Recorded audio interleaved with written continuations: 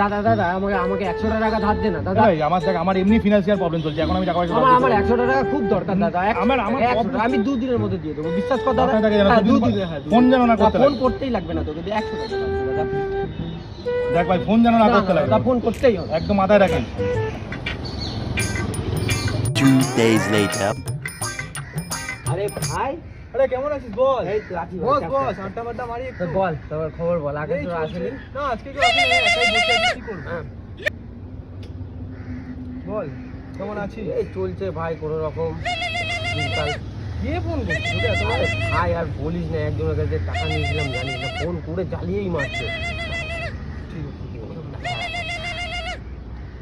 Hello hello, তুই কোথায় রে? Hello hello hello.